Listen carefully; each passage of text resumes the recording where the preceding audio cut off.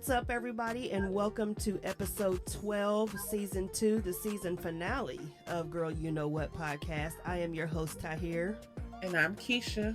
And we've had quite a few technical difficulties. And welcome to our shit show. Listen, I mean, what the hell was that? It was a lot going on, y'all. Y'all have no idea. Much. If anyone does stuff like this, you know that there's always going to be glitches and stuff like that. But we were seriously trying for like 40 minutes maybe Jesus. to get this together, and we were almost like, okay, we'll just do it tomorrow. Yeah, we'll just do it tomorrow. But we got it together, and so we're just going to go with it. But okay, so this is our season finale, and we aren't gonna just open the floodgates. That's what we're going to do, because I wanted to just do like a recap like we did last year. Good Lord, last season when we did the season 1 finale. We talked about what we learned and everything like that, what we enjoyed from doing the podcast.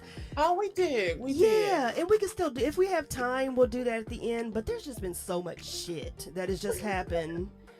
And we're gonna go. So first of all, when we started, we were like, okay, come on, because I was so riled up. We always have a pre-conversation, right? And we were having an intense pre-conversation about something completely unrelated, like relationships, which is nothing about what we're about to talk about today. The relationship part might make it to the show, but we're gonna start with a topic that we disagree on. She doesn't even know that we disagree on. But we're gonna start right at the meat and potatoes of it. Kim Burrell. Go. Lord. Go. Okay, so now I really don't know your position on Kim Burrell, honestly, but I know that you were not pleased with what she said. Right. And that's how I know that we don't agree. But at the end, we may agree. So go ahead. Right. And that's what this is all about. You know what I mean? So, okay, this is my position on Kim Burrell, period. I love her voice. Let's tell the people who don't know. Okay. Because I've had a couple of people say to me that people said to them, well, who is Kim Burrell? Okay. Kim Burrell is a legend. Yes. And a phenom in gospel music. And that's what bothers me. Gospel music, in music. In music, period. Because we have heard secular artists say that she is the standard for vocal abilities. Justin Timberlake. We have heard Jay-Z say that when Beyonce is going through, she plays Kim Burrell. Like, Kim Burrell is, there are no words. No, none. For her vocal ability. And people have a problem with Kim Burrell because she is it's what us church folk like to joke and say, we are paper Bible saved. There are 2 generations of people out here who are saved. Those people who didn't come under the old church. Right. Those people who are saved by today's standard of being saved. You better talk on it. That's the rest of us who are paper Bible saved, who came under the old Pentecostal fire baptized church. Yes. And that's who she is. Yeah. So she's going to be a controversial figure because she says what she wants to say. So you give us a recap on what she said. Okay. Now I'm going to go here, and I know people aren't going to like this. Some people aren't. But I just really don't pay her any attention, and like a lot of these older, like you said, paper Bible, because that's what I grew up in too. So I don't really pay attention when they talk about this sin and that sin and things like that and stuff like that. If you consider, like I don't pay her any attention anymore when it comes to the LGBT issues. I don't care about that. It's just like because it's always going to be, honestly, it's always going to be, not say like a line drawn, but it's always going to be a disconnect. Right.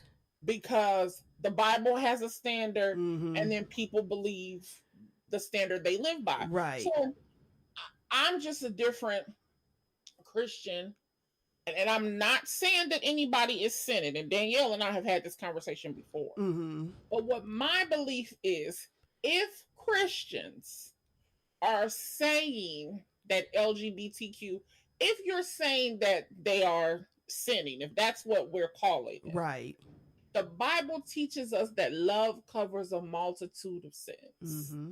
You do not have, I don't believe you have to agree with anyone's lifestyle. Mm-hmm. And this goes outside of LGBTQ. We're talking about fornication, we're talking about lying, we could be talking about drug use, we could be talking about a number of things. Exactly. But the Bible teaches us that love covers a multitude of sins. And if I truthfully believe you're sinning, or whoever is sinning, a murderer is sinning, why wouldn't I love you? Right. Why wouldn't I love you through that? Right. And see, and that's the problem with a lot. And I know I said I wasn't going to really bring this part up because this isn't why I'm a little disappointed in her this time. But the problem that I think a lot of the LGBT community has with her is that she has surrounded herself with the gay community. But she still has these feelings, and that was one of the reasons why I posted that meme yesterday. And the church is surrounded with and that's the thing. So it's let's be clear about that. So it's not something that going to church you can get away from. Exactly. That's I believe the thing. Erica Campbell. I believe. I mean, there are many. Kiera Sheard. Like there are many artists who are gospel who work with gay hairstylists, right, gay fashion designers, gay makeup artists, assistants. So I don't think there's any way you can get around it. But see, I didn't even know that her comments, I didn't think, unless I've missed it, were not directed at gay people. No, this time they weren't. And she's actually kind of, I think since the gay community kind of just wrote her off and was just like, okay, girl, we know how you feel, whatever you're going to do, what you want to do, that's you. We still going to keep you on that legendary status because you are the Kim Burrell. Yeah. But, it's just like, we're just going to watch you keep our arm's length distance between you. And that's cool. And which I believe that with anyone. Yeah, I'm glad anyone. you said that first. I believe and I wish everybody on the internet would take a page in that. If you don't like somebody, even people in your life, right? Why do you feature the things that they say? Exactly. This is the thing that I didn't understand with people being so upset with her. It was like, I thought y'all said y'all didn't like her from the last time. So why are you so worked? That's why are you so up in arms about what she said? Exactly. I mean, it's just like if she says something off the hook, I'm just like, girl, and this one really didn't piss me off, but it just showed, I think, her character. So what happened this time where she's making headlines again is that she went on a tirade. It wasn't a sermon. Okay, this is just my view. A tirade, you would have to be a little irate, wouldn't you? Well, I think she just stood in the pulpit and she said, yeah, well, she did it in her way. You're like, yeah, right? Yeah, that's true. That's true. And maybe that isn't the right word, but it wasn't a sermon. Just, it wasn't, because she went on and she started talking about poor people and, and just like, kind of almost like in a way, and this is the way I took it. I could have been wrong because I only watched it once and then I was done. But like, almost like she was almost disgusted with people who don't have the means that she has, and not necessarily that she has, but people who she views beneath her. In a sense, that was what I took from it. Okay. And that's when I was just like, really? I was just like, what? So this is what I took from it. Okay, go ahead. And this is the problem I had with, not necessarily had with what she said. Because look, people, and I don't mean no disrespect when I say this, people say shit that she said about their own friends every day. Oh, yeah. So but it's different coming from her, I think, which it shouldn't be. Exactly. But coming from someone like her who stands on this pedestal, well, I should say people put on a pedestal. Exactly. I think that's the problem that I had. But go ahead. And so the first thing that struck me was I didn't feel like she said anything that was like, because the first thought that popped into my mind honestly was like, well, shit, y'all let the girls who sell TLC say this shit to y'all all day. Now, if I'm not mistaken, Stormy Wellington, or Natalie, and them only two I know off the top of my head. But y'all let them talk this crazy shit to y'all all day. All those business coaches, remember we used to make those jokes like, why is these people who trying to business coach you, why they so aggressive? Right, yeah. They talk about you being broke. They tell you to stay away from broke friends. They tell you, I just seen a meme, a guy was saying, oh, stay away from still people who still doing this, who still complaining, who still broke. The things that she said, y'all say it on the internet all day long. True. This is true. So it was weird to me, like I didn't see the shock value in what she said. Yeah, and for me, it wasn't shock value, and I get what you're saying. It was just more or less because I don't expect much from her because I know people like her in my real life, you know, like, and I know where she comes from and things like that. I didn't get the. I mean, listen, because ain't none of us rich, but I still didn't feel like I didn't feel offended by what she said. You know, because if in that case, it should bother all poor people what she said. Right. And in the society that we live in, damn near everybody's poor. Exactly. I mean, who you telling? Unless you're a millionaire. And they think they're poor. And millionaires think they're poor nowadays. Yeah. Honestly. Yeah, and I think that the issue I had was mainly just who it was coming from. I think that and really, honestly, I think more Christians were, and more church people were offended than non-church people. And I'm going to tell you why. Go ahead. Because see, church people don't want to hear the truth. And the church is prepared to judge people, but not be judged. The church is prepared. The things that she stood in that pulpit and said, the church is prepared to tell the world those things, but not prepared to hear it for themselves. True. So sometimes I think, I hate to use this word, I don't have a better term, but I think secular people take offense to things that were meant for the house. It wasn't a statement that was necessarily made for people outside of church. Right. And a lot of things what has happened is we live in a society where everything is recorded now. I was just getting ready to say that, yep. Because that's how all the stuff that she says gets out. I mean, let's be real. Yeah, because it wasn't, a lot of the things that she says, it's not even meant. It's for the church. People who are not Christians. I mean, if we're just being honest, it's not even meant for people who are outside of church. Right. And let me ask you this. She is making a statement to govern the house. Right. And when I say govern the house, I mean the body of Christ. Right. So let me ask this. Okay, so when we say that, because we understand that this is things that she was just saying, you know, for the church and, you know, like for the house, everything like that. Do you think if someone was there who normally didn't go to church or was kind of on that fence, you know, who doesn't really feel the need to be in church to get a word and things like that, and is kind of straying themselves from the church, do you think that's a good message for them to receive? So let me tell you what I was raised to say. Okay. Sometimes when messages would be preached and the pastor would say, and you would miss a good message. The pastor would say, who needed to be here is here. Gotcha. Yeah. If you missed it, the word wasn't for you. Oh. And that's the truth. That's the truth. See, we don't like a lot of directness. Oh, no. And that's why I say we need to draw a line between our age and the people who ain't paper Bible saved. Because we can take directness. But I think some of us have gotten a little sensitive.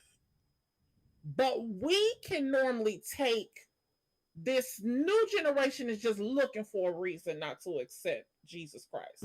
It's looking, instead of looking for just be pissed off about anything anyway. Huh? Oh, I'm sorry. Just a reason to be pissed off about anything. Exactly. Anyway. Yeah. They're looking for a reason to not come under subjection. Right. They're looking for a reason. So it's because somebody else would look at that and say, I do keep a lot of sorry motherfuckers around me. I do. We've all Because evaluated stuff somebody like else, that. they could have looked at what she said and said, damn, let me really assess my circle. Mm-hmm. Yeah, and My cousin do got her phone bill in her 7-year-old son name. That shit is raggedy. right. It is raggedy. It is. It Nigga, is. you sit here right now and talk about stuff that's raggedy as hell that people do. Oh yeah. But think about it. When she said it, it's a problem. Mm-hmm. That's what we really should be assessing. Mm-hmm. Why is it when we say the exact same thing that she said, is it okay? Mm-hmm. But when she said it, it became an issue. Because and of who that she is. a personal thing for people to search within themselves. That's true. We are quick. You know, when my friend, me and him talked about it the other day, he said it really grieves him that people lack grace. Mm-hmm. He said we don't give people enough grace. No. To make mistakes. No. And we don't. It's like why? One and done but nowadays. That is some new millennial shit that we have let invade us. Because them young ass people out here, what are they saying? Cut people off. Mm-hmm. Cut people out your life. Right. That's not realistic. Because what have we seen when people isolate themselves? What have we seen people happen in the pandemic? We noticed it just in 2019 when people had to isolate themselves from the world. People get into their own thoughts and they get suicidal. Mm-hmm. I'm telling y'all, if y'all pay attention to a lot of stuff that these millennials, and I don't mean no disrespect to them, because I think they are just a tool for the enemy. Honestly, this is just my opinion. If you pay attention to a lot of shit that they saying, it's a trick. And it's going to destroy. It is destroying. Not going to destroy. It is. It's already destroying the very fabric of what people believe. It's destroying the love that people used to have for each other. Sometimes I don't think we pay enough attention. We just jump on bandwagons without really assessing what's going on around us. And we talked about that outside of, the show and things like that, just like how, and I think I mentioned this, I may have mentioned this on the show before, but like how if somebody if I felt like they were coming at me, and it may not even necessarily have been me. It could have been something that I just posted that they didn't agree with or whatever. I used to be quick just to be like, "Arr," you know what I mean? Just like, but now I'm just at a point right now where I understand that. And yeah, it does come with age, but it also comes from a point where it's just like you and your friend were talking about, you just got to give people grace sometimes, because there are still times when I see things or people do things and I'm just like, I just want to just be like, what the fuck is wrong with you? Or why, but what do I always say, Danielle? And I think I've been telling y'all this for years. Give the grace that you want to be given. Yeah, and I had to learn that. And that's sad that I had to learn that. No, it's not sad. As people, we are ever growing. We are ever changing. And we are ever coming into the realization that giving love and giving grace and kindness and understanding. Now, I'm not sitting here telling you to be no damn fool. Right. Oh, yeah. I'm just telling you, even when you have to walk away from someone, still give them the grace to understand it was just not meant for me to be in relationship with you. I don't care if it's friendship, relationship. I can just love you from over here. I can give you the grace to say that being with me or being around me may be stifling the person you want to be or the person you are. And I will remove myself so you can be comfortable in being you. Okay. But that's true. A picture that really is a true example of what we are doing in this time and what most of us do in relationships is that picture. I think it's like the person is holding on to a rope, or like it's like a snake or something, and the person's hand is so bruised up. I know which one you're talking about. If you only just let go, we are holding on to this mindset that we have to control people, or people have to be the way that we want them to be, and people have to do what we want them to do. We have got to give people the grace to change at their own pace. Right. But we have got to get comfortable with the fact that maybe I'm not supposed to be around for this. You know, if you've been in the, I don't know, if you've been at the, even jobs, this mindset applies to everything. If you've been sitting at a job for 10 years and they've been disrespecting you, if you've been getting overlooked for promotions, I mean, and you know that you're qualified, what do? Eventually you have to say, I'm just not valued by them. Been there. I value this job. I come here on time. I do what they ask me to do, but maybe I'm not their pick. Right. They don't see the value in me. It doesn't mean that I'm less valuable. And you start thinking that I've been there. Go somewhere where I am valued. Know your worth.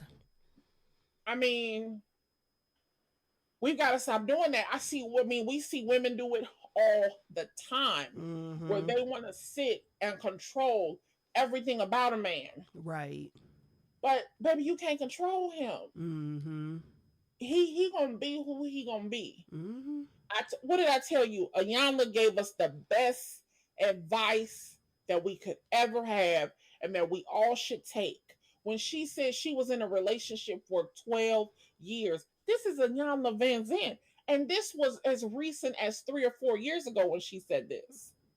That she was in a relationship with a man for 12 years. And she said, I just finally came to the conclusion, he don't love me the way I want to be loved. She said, we don't get to tell people how to love us. You cannot tell people what to do. You can't tell people how to love you. You can't tell people how to fight. You can't tell people how you can't control people. You see how they love, and you make the decision if you want to participate. Right. I can't change you. I just get to look at what you put out and say, oh, I don't think I want to be a part of that. Right. I learned a valuable lesson from watching how somebody treated someone else. And I said to myself, no, that ain't gonna work for me. Right. Exactly. Exactly. And this was a friendship. Like before it even escalates to where it would be a situation. Right. Just gotta walk away. Just leave. I'm gonna leave her alone. And there's nothing wrong with that. There's nothing wrong with just walking away. Nothing at all. And now we can have, once a year, we can have cordial conversations, and I can move on. Yeah. I don't have to have the weight of being your friend. You found your peace, and sometimes at the end of the day, that's all that's what matters. I'm not gonna say sometimes. And the person is none the wiser. I just quit fooling with them cold turkey. Right. And you got to do that. I ain't gonna be able to do it. Right. Because if you treat them that way, oh no, I don't stand a chance. Oh girl, listen. No, I don't stand a chance. And I always say, like, if you think that I don't think that the way that you talk and treat them, that you're going to turn around and do that to me, or if you don't do it already, then you must think that I'm an idiot, But that's how a lot of women get involved with sleeping with somebody else's husband. That part. Because you think that it's something special about you, that he ain't going to do you the same damn way he did her. Listen, I was just watching a video. Of a man who got busted in Chicago, and I think I sent it to you. He was on some kind of boat ride or something with his mistress. Yeah, you did, yep. And so his wife caught him. And she was a heavier set lady, his wife was. His mistress was thin. She was blonde. She was sitting back with her little cute black and white top on, and she was cussing him out. The wife was cussing him out. She was cussing the mistress out. But he did something amazing. And I'm going to tell you, bitches, leave these women's husbands alone. Because what he did was, They helped his wife get off the boat because they on the little water in Chicago. Right. They helped her get off the boat and get on the dock.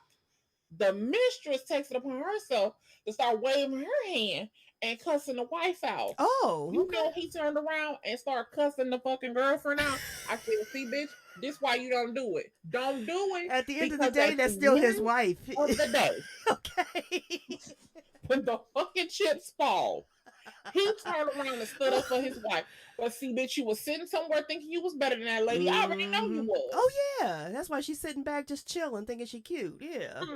He turned around and cussed her ass out. He's like, I'm the only one that can disrespect her up in this. Me and Ronnie was sitting here watching it. Uh-huh. I said, and you see what he did? I said, and this is why. Just fuck your own man. That's all I'm saying. That's it.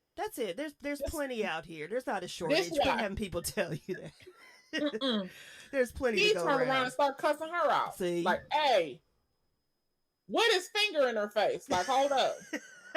Okay. He talked to my wife like that. Right. I don't even know what he was saying. You couldn't hear what he was saying. But you know. But you could tell by the way he was pointing in her face. And she's sitting there looking all stupid and everything, thinking that she had the upper hand. Girl, bye. You ain't never going to have the upper hand, well, majority of the time. What? You're going to go back to wherever you live, and he's going to go home with her. At the end of the day. At the beginning, middle, and end. Out here in public with you. Mm-hmm. Child. I mean, what the... girl.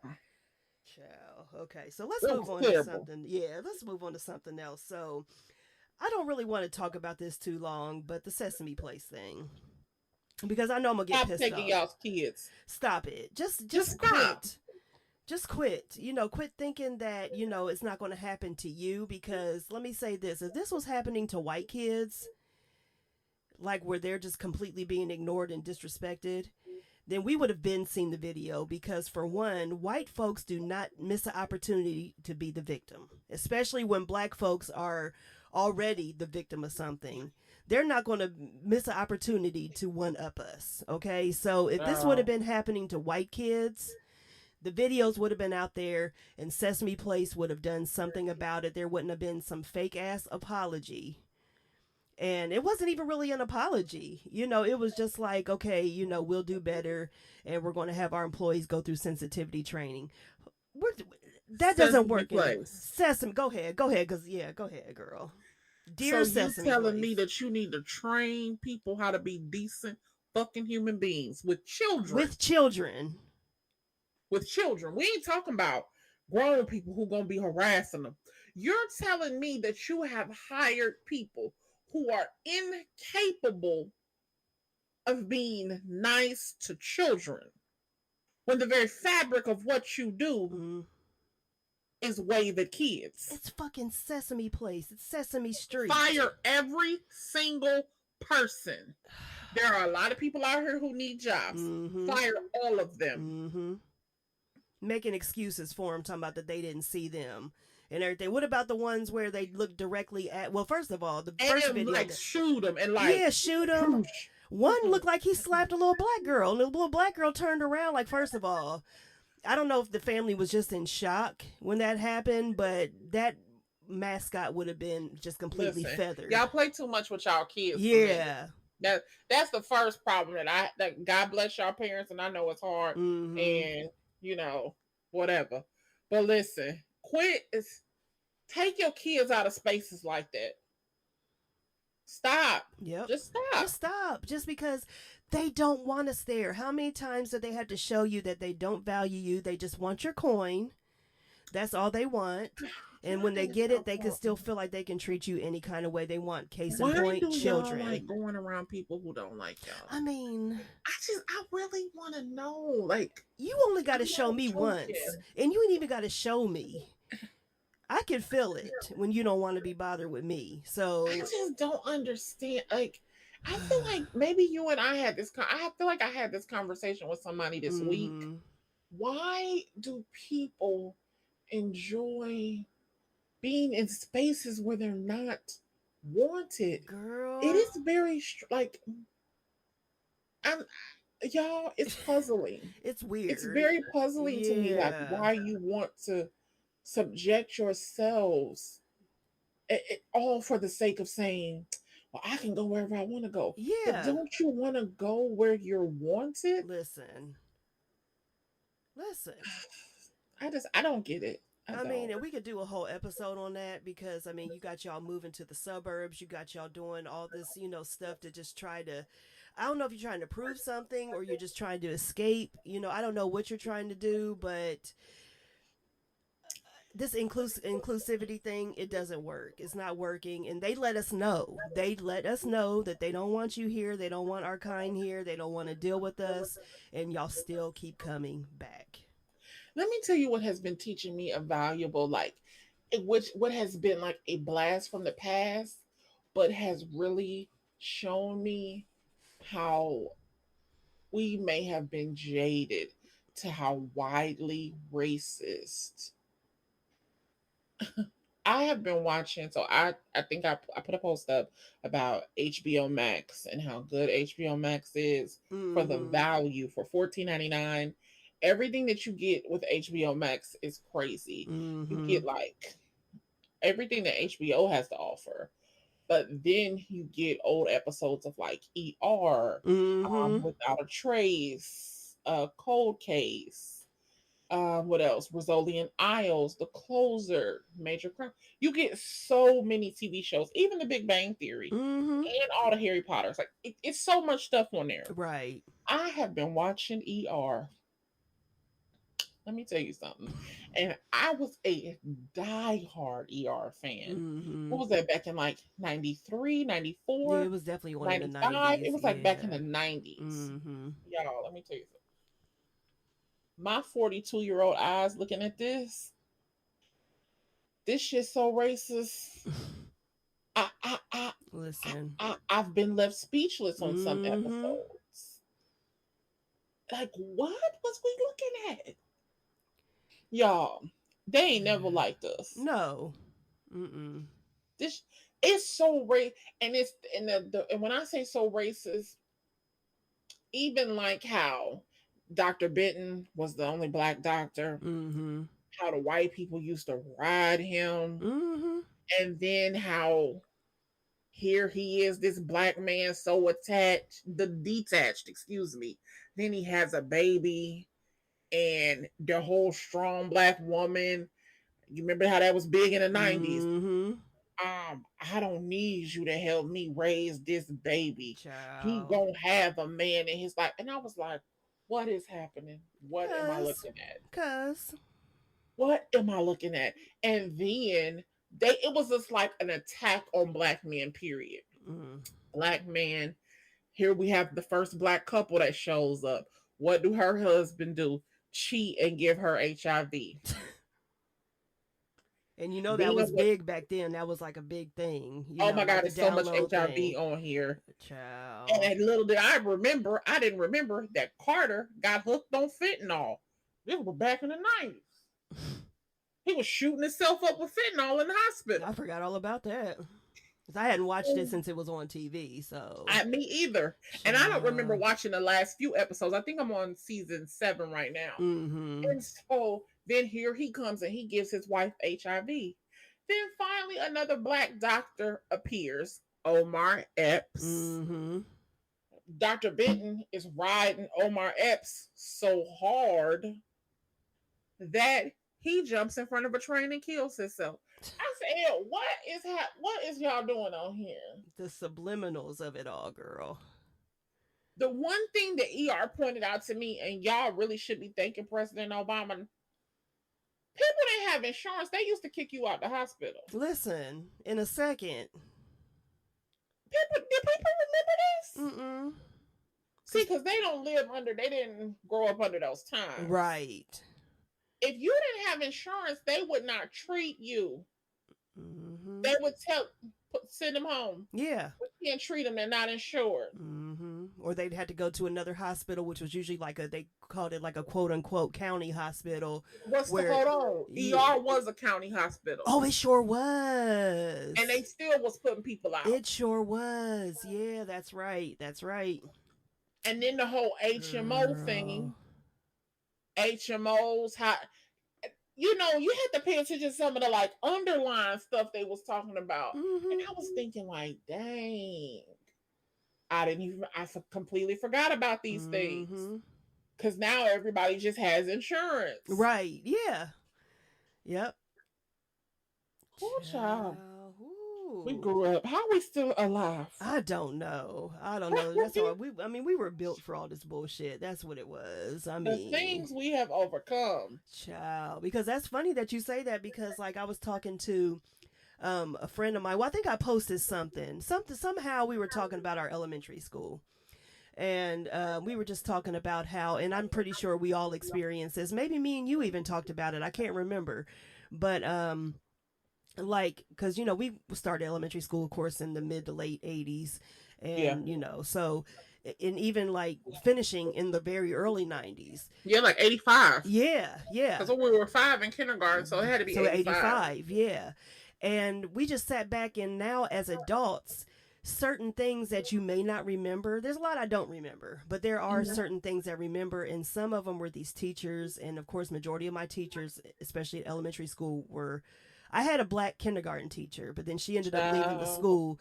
But after that, white, white, white, white, white, white, white. What does Cat Williams say? White, white, white, white, white. That's, I mean, up until I didn't see the seventh grade. first black teacher until that I had. Well, I don't remember a black teacher being.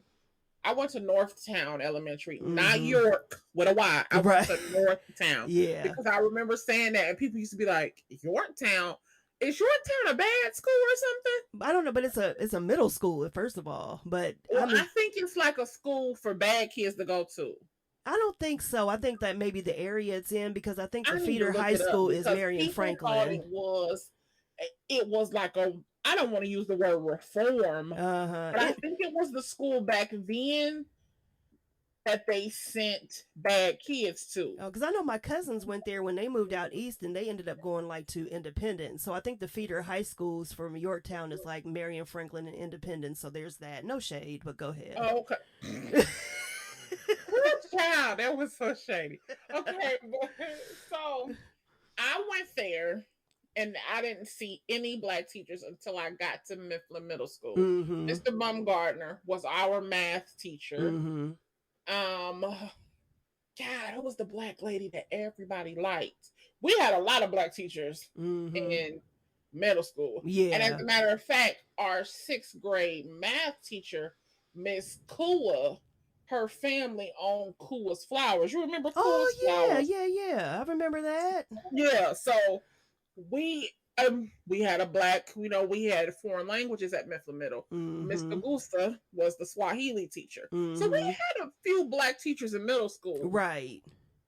Then when we got to high school, they was blackity black. Blackity black. You know what I mean? I'm just saying. But black for real. Child, listen. School. But we needed that. Like, we needed that. God. Yeah. But like we were talking about it, and it was just like certain things that the teachers would say that would just like stick out in your, that it was racist. The way that you would be treated and stuff like that. And then you would see like how the white kids were treated. You would go back. You didn't think about it at the time because of when we grew up, and plus we were very young. But it's just like you think back on it now, and people don't realize how that stuff affects you later on, because he was saying some stuff and I was just like, wow. And for us to be in our 40s and still think about that stuff that happened when we were 7, 8, 9 years old, that's crazy. And people don't think that it affects you as time goes on. But girl, it does. That's crazy. I was a new kid in the 4th grade. And Miss Lance was my teacher, and I'll never forget this. She did not like me. And I don't know if my person, I think over time, I am much more reserved than I used to be. I think I'm just exhausted with life now. I think that's the girl. Listen, that's what it does. I was a much more gregarious, like fun-loving, like talkative child. Now I just don't think I like people enough.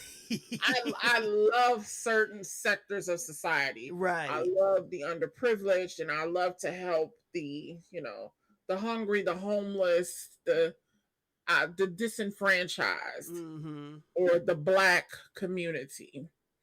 I love that sector of society. Right. Not to say I don't love the hottie totties or the snooty tooties, but I just prefer not to be in that circle. Right. Miss Lance, she had called my house so much. Mm-hmm. And I'm pretty open. I don't know if I openly discuss this, but when I say my mother used to kick my ass, Mm-hmm. so then she probably had called another time after my 20th ass whooping. Mm-hmm. And I told my mom, like, so it was not a smooth transition for me. Right. Because remember, this was my first year living with my mother. Mm-hmm. Yeah. So this was not a smooth transition for me, because here I have a teacher who is, constantly calling home. I never had these problems right before. So it kind of made me a little like nervous. I used to be nervous to go home, just all kind of shit. All kinds of emotions. And so she called so many times, to the last time that she called, and I told my mother, I was like, she doesn't like me. Like, she is racist. Mm-hmm. I remember saying this to my mother. Mm-hmm. And for some reason, maybe God smiled upon me. It caught my mother's attention, I think, that I used the word racist. And I don't even know why the hell I did feel like she was racist. Right. But I don't know how my 9-year-old self said that to my mother. So my mother, for some reason, like I said, she took, like, okay, well, this is weird. Right. She does call here a lot.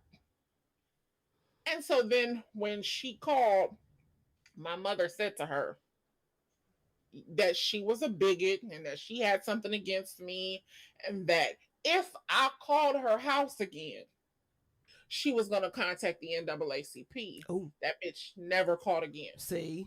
Sometimes they just need to be put in their place, and that's obviously what it was. She never called again. Because if you were really an issue and really, like turning out and just like your behavior was off the hook, you would have been, I mean, come on now.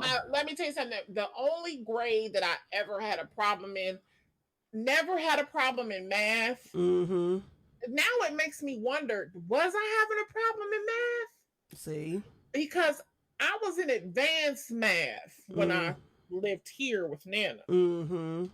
I got here and I got maybe C's and some D's. Every other grade on my report card was A's. See, and look, and now you're questioning yourself from back then. You're questioning yourself, like, was I that bad in math, or was it the teacher? Why I'm questioning it. Mm-hmm. So I went from that point, which was 4th grade. Mm-hmm. I don't remember having issues in math in 5th grade, or middle school for that matter. I got to high school and I had some issues with math again freshman year. Girl, you and me both. Yeah, because we were in summer school together. No shade. I was going to say, yeah, because I had to go to summer school. Yeah, we were at summer school together, yep. At Brookhaven. Mm-hmm. Hot ass Brookhaven. Oh my God, they really... That's another story, okay, for them not having no damn air. Listen. So I had to go to summer school, but I got to college, and my grades were so good in math that one of my advisors, God rest her soul, Dr. Virginia Brown Howard, Mary Virginia Brown Howard, she looked at me and said, "Why don't you teach math?" I said, "I cannot do math." Right, like I suck. Like, what are you talking about? Now, mind you, me and her both sitting here looking at these papers, and I done got all A's. She said, "If you can read, you can do math." When she said that to me, it gave me the confidence that I never felt before. Girl, I wish I would have had her. I had taken calculus. I had taken trigonometry. Look at you. Discrete structures, descriptive structures. Now, this is math that engineers and, if you're going to be A's. See? And so now it makes me think, like, maybe I was not bad in math back then. It truly may have been her being racist. Yeah, and it messed with you from 4th grade. It messed with my mind till somebody in college came to you and was like, "Girl, like, do you see these grades?" Child. And I'm thinking, like, I mean, I just got some A's. It wasn't hard though, because Listen. now maybe math wasn't hard to me anymore. Mm-hmm. It's still not hard to me now. Girl, I saved math till the very end. All but one math class I saved till the very end because I was just like, look, I was like, I don't need that pressure. But so that's amazing. If someone came to you that early in your college career and was like, girl, listen, this is, if you can read, if I would have heard that, if you can read, you can do math, I would have approached it differently myself. And I thought about that like, well, damn. That's Look, crazy. and I took all the math classes. I had one class to take before I would have taken my test to be a teacher. Mm-hmm. And it was probability and statistics. That was it. See, and that goes back to the and Sesame. Not social statistics, but like math probability. Yeah. See, you, girl, you could have all that. But see, that goes back to the Sesame Place thing and just life in general for Black children. You don't realize how, because I'm sorry, white kids, yeah, some of them have issues and things like that and things they go through. We're not saying that your life isn't difficult and you don't have things, but you don't have to deal with what we have to deal with from an early age. Safe. There are very few spaces that are safe for Black children. Exactly. And not necessarily safe like for your harm, but it's few places that are safe for you mentally. Right. Exactly. And you don't realize how much that affects you as going into adulthood and things like that. You don't. And that's why we tell, white people, you just you just don't understand. So you can make all these comments and stuff like that. You will never understand. I'm sorry. And this is why I tell Black parents, watch your kids. Cover them. Yeah. Quit. If I was a Black person, a Black parent, and I saw those videos of Sesame Place, I don't think Black people rally enough around each other. No, and that's a huge issue. We don't rally enough to say, when you treat one Black kid like this, I'm not gonna even give you the opportunity to treat mine that way. It's not to say that you necessarily will, right? But we're not gonna take the chance. We're not gonna take the chance, and I just wish we don't do that enough. No, we don't. It's like, oh, this ain't gonna happen to me. This is just happening to them. It's that mentality, or it doesn't bother you until it actually happens to you. We may have to cover this, but I don't know if I sent you the video, but there was and when I got this video and I watched it, and I said this to Ronnie, I said, Black people are the only group of people who seem to be like we're trying to get the approval from other cultures. Oh yeah. I saw that there was a video of a Native American, I guess he's a chief, and he was basically saying, if you have any Black in you or a drop of Black blood, they do not want to recognize you as Native American. And we'd be so quick to say, I got Indian in my family. And the lady who was interviewing him was Black. She said, is that what you're saying? He said, yes. And he didn't, listen, I respect situations like this because he didn't back down from it. But what it made me feel like in that situation was like, why are Black people so ashamed to stand 10 toes down and say, yes, if you are not going along with this, we don't want to deal with you. We are the only race that does that. We are working so hard to prove that we're not racist. I don't get that. I don't either. It's just like, it's the old saying, you got to take care of home first. You got to fix your home first before, they say charity begins at home and then expands abroad. Absolutely.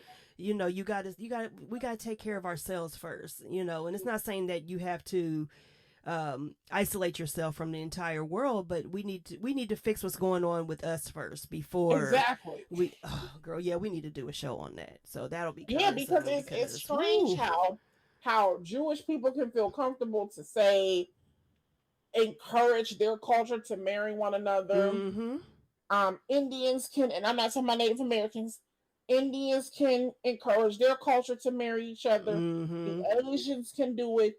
Italians, Mm-hmm. you know, Scottish. Yeah. But when African Americans encourage, you know, to marry one another, we even see Nigerians and like Africans are encouraged to marry other Africans. Mm-hmm. But I don't know why we feel. I think my real question is, why do we feel so uncomfortable when you're encouraged to love your own? Right. I don't. It doesn't make any It's very sense. puzzling. It is. It really is, Because and I it's don't look at bothersome. Asians and feel like, oh, they're racist if they Mm-hmm. tell, like, if they encourage.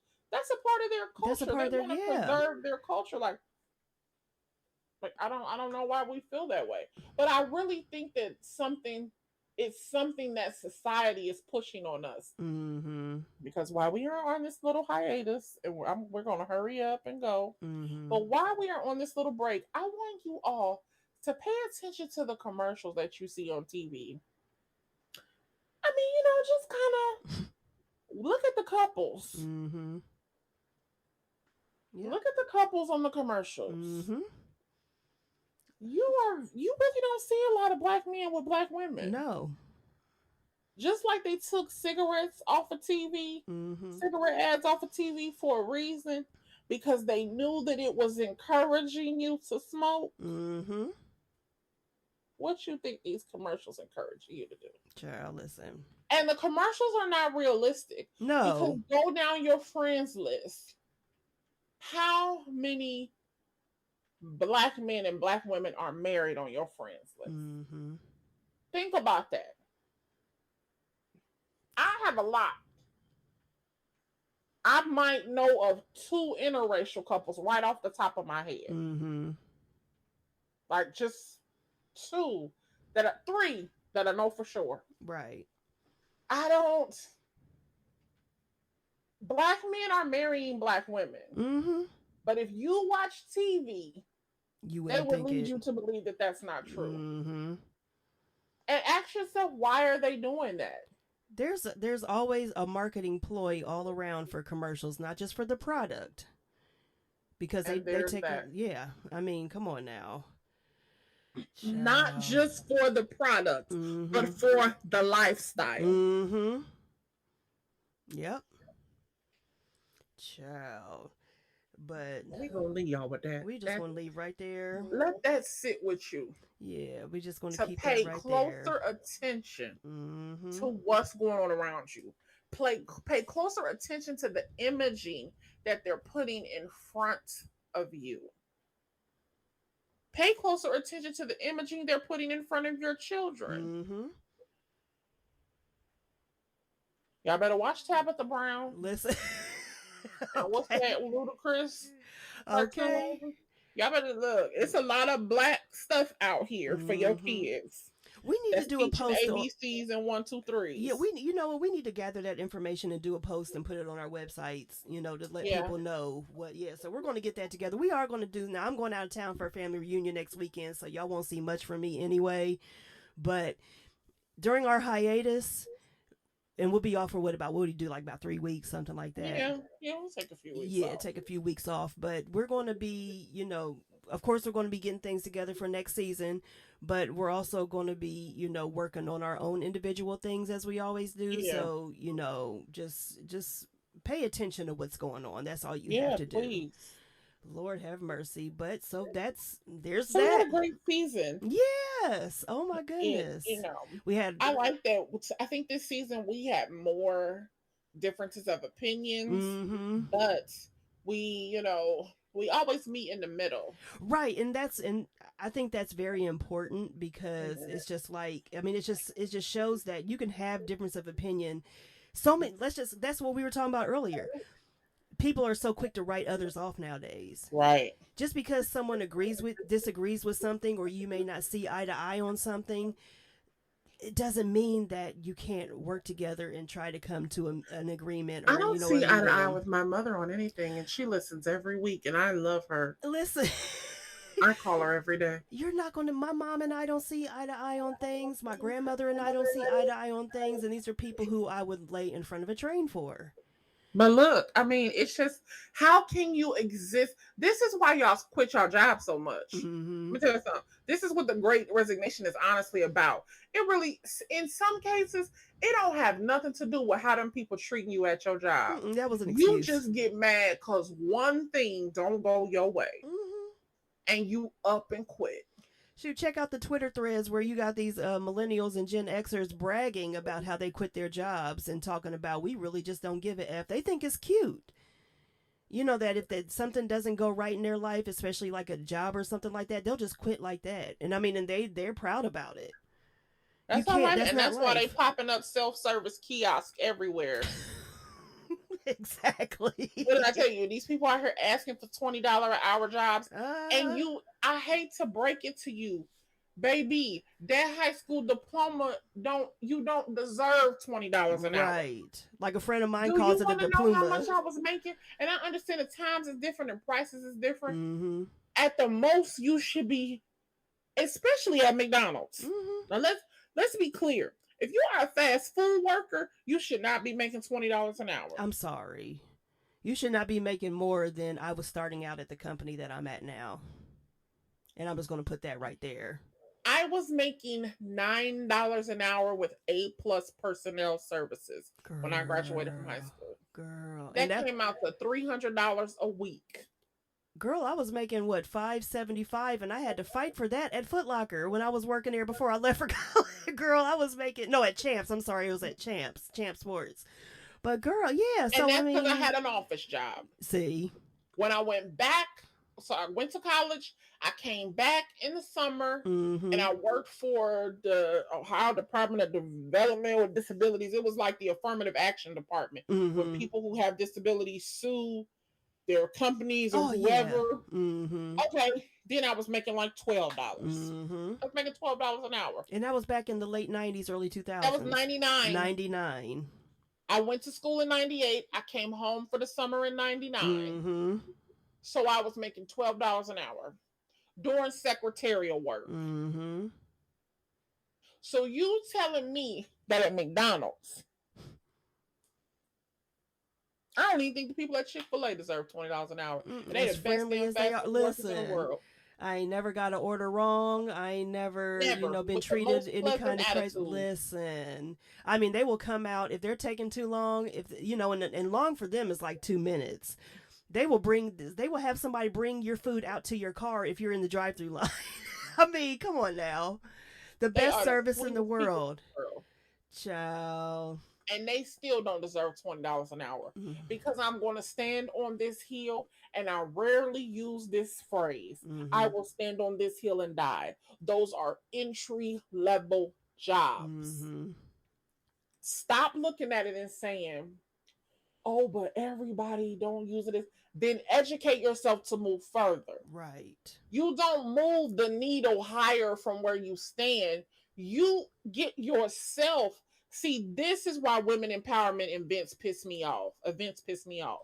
Because you should be empowering people how to better themselves and move themselves forward. Right. You can't just have things handed to you. And that is what has happened. Instead of encouraging the individuals, let me show you how to take some accounting classes. Basic accounting classes. We ain't saying you got to get no accounting degree. Right. And let's just show you how to do these things to make yourself more marketable, so we can get you out of the fast food arena. Right. And maybe we can get you into an office, into a hospital. Let's move you forward. It's not meant for you to be still. Right. It's not meant for you to stay here. I worked at McDonald's when I was 16 too. I was probably making $5 and something an hour. Okay. Child, because look, when we first started working, I remember working at the fair, and it was I was making $4.25 an hour. Baby, I was doing a high school internship for the Department of Development, and I was making $4.80. See what I'm saying? And I remember minimum wage went up Mm-hmm. while I was working there, and they had to have this whole meeting with me. And I'm like, I'm 18. I don't know nothing about what y'all Right. talking about. But we just gotta let you know that now you're gonna get paid $5.25. I think it went up to. I was like, okay. Okay, thank you. And you couldn't Baby, tell I'm me not gym nothing. shoes with this money. I don't give a shit what y'all doing. Right.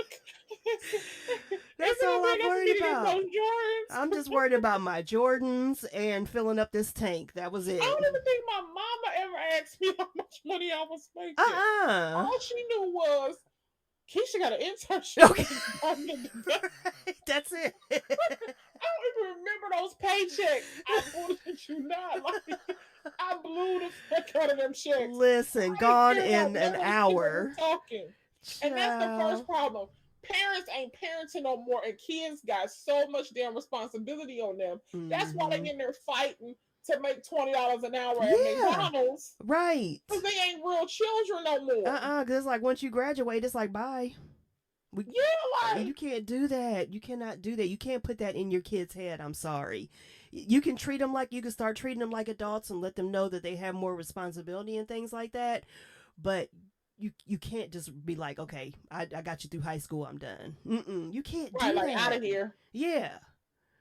What type of shit? What kind of shit is that? that? Bernie Mac. What type of shit it is? Okay. What is y'all doing? Y'all got to stop doing that shit to them kids. Okay. Oh, girl, we can't talk on that. We ain't got kids, you know. We can't talk on that. Listen, well, I'm brazen one 75% of the time. But who you telling? I got 3 of them that ain't even mine, pretty much. So she in there right now. Okay. Looking at me every day, talking about what I'm gonna eat. Right. You 15. You whatever you want. Turn that oven on, girl. I showed you how to do stuff. What you want to eat? I'm gonna eat what you eat. No, you're not. Just so you can make it. That's what that is. What the fuck? You're not gonna eat what I eat. Okay, she knows what she's doing. Oh my god. Girl. Shit, we done went into a whole different episode. We gotta pick a date. We didn't even really pick the date. No, we coming haven't, back. girl. Let's see. I don't know. She goes to school August the 10th, so maybe around then. Okay, that sounds good. That'll be the first. Damn, whatever that Saturday is. Shit. Okay, so the 10th will be the 10th's a Wednesday, so that Saturday's the 13th. 13th. All right. Okay, so we'll be back. So we'll be recording on the 13th, right? Yeah. So that'll make us be back on the 15th or the 16th. 16th. Okay. Yep. So our next episode after this week, our next episode won't be until August 16th. So yeah, party over here. Yeah. So there that is. Hey. So come so fast. All right. Yeah, listen, but that's it for us for season 2. Okay. Yeah. So check us out at Girl. You Enjoy Know the What? rest of your summer. Yes. Enjoy the Ohio State Fair. Child could be. Yes. Yeah, just There's a couple concerts. It's a couple concerts coming. Yeah, I know Ice Cube's coming. I do want to go see that one, but I'm just a little nervous about still going out and places. Oh yeah, I don't blame you. Yeah, so I don't know. I'm gonna have to think about that one. But I don't know. Yeah. Even if I just go to the concert and get me some funnel cakes. Left and right. Listen, and then they're permitting guns not in the fair but on the grounds, which I guess is outside. Excuse me? Yeah, you didn't hear about that? Girl, you can take your gun. How does that work? I mean, listen. You can take your gun. Come through the gate, but you saying the 4-H people can have guns? That part. What's that mean on the grounds? So you can say we go to the gate together, and I have my piece on me, right? Then I can't go in, but you can. But I can go up into that point. That's what they're saying. So I can if say an altercation happens in the parking lot. I can, pull out my gun right then and there if I don't like something that somebody did. You can keep your gun in your car. That's what they tell you. Basically, yeah. Or you can walk up into the gate with it. Basically, that's what they're trying. That doesn't make sense. It Why doesn't make sense up here because turn around and go back to the car. Because it's making white people who are gun fanatics feel comfortable. That's what it is. Going to the fair. That's so what you basically told people that you can have a shootout in the parking lot. Basically, yeah, pretty much. You know what's getting ready to happen? I don't know if this is possible. Physics wise, it's gonna be a lot of ammunition blowing up in people's cars if it get too hot. Listen, because we're approaching the hottest time. When they get real hot. Yeah, I think so. I think so. It's gonna be a lot of pop, pop, pop. Off in the trunk, especially y'all know times are hard. We out here buying these cheap ones. Oh shit, girl. But so follow us on our social medias at Wellness and Women.